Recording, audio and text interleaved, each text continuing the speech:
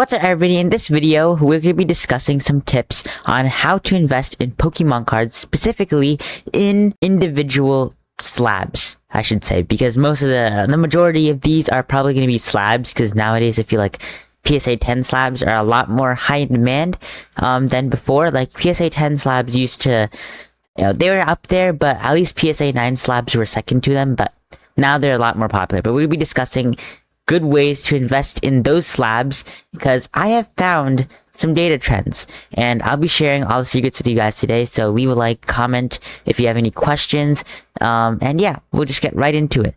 So the first thing is, when you're setting up your business, right, you're gonna have to, of course, start off by investing in cards.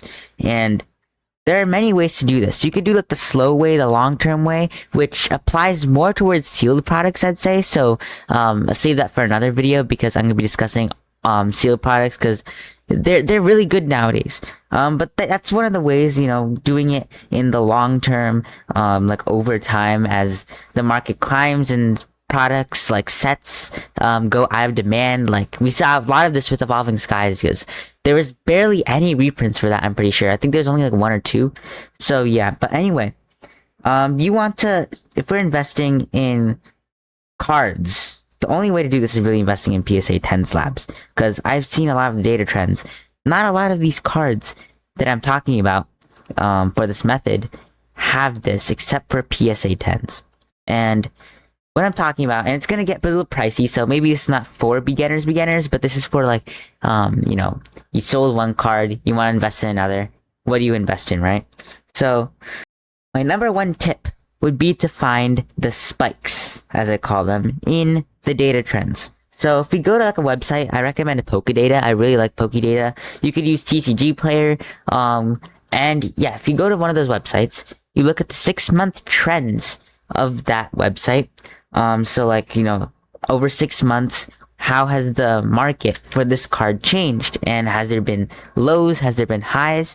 Or has there been spikes? Now, spikes are very interesting, because if you have multiple spikes, as I've analyzed very carefully, if you have multiple spikes, in the data, that means, oh, well, I forgot to put it in my hand there. I'm sorry about that. But if you have multiple spikes in data, that basically means that you have a really sudden peak. So let's say if we're going from May to June, right?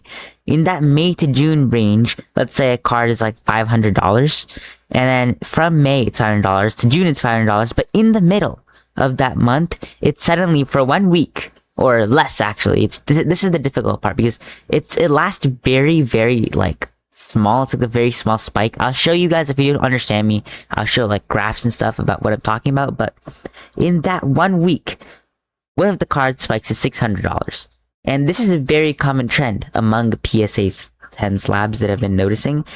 Like these sudden spikes and lows that some cards have. But yeah, I mean, I'd say this is a very good way to invest, because if you have a card, let's say, that has lots of data and history of these giant spikes, you can just invest in the times when the card is at its lowest point, instead of when it's high, so that when you invest in it, let's say $500, when it hits that spike again, because it's proven over time that it hits these other spikes, right, you can possibly get a good bang for your money. So like $600. So yeah, I'd say that's really my main tip for beginner, or I guess beginner to intermediate investors. As long as you can afford PSA 10s, of course, because PSA 10s are extremely expensive. PSA 10s nowadays are very expensive, even for like $2 cards, $2 illustration rares. PSA 10s are like $50 minimum.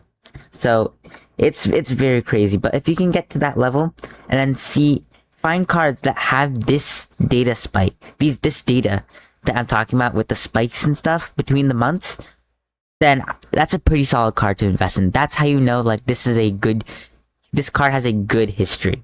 And also, it's not just that. I mean, there's a lot of other factors, right? You have to take in the fact, like, if a card is high demand, like if you see this LEAFEON right here, which, by the way, I have an auction on my store right now, so go check that out. Link in the description and in the comments to my eBay store. But yeah, this is up for auction. this is a popular card. This is a good example of something that would sell. But there's also like a lot of risks that come with it, because like one risk could be like somebody doesn't buy it during that peak. So like let's say 500 600, right?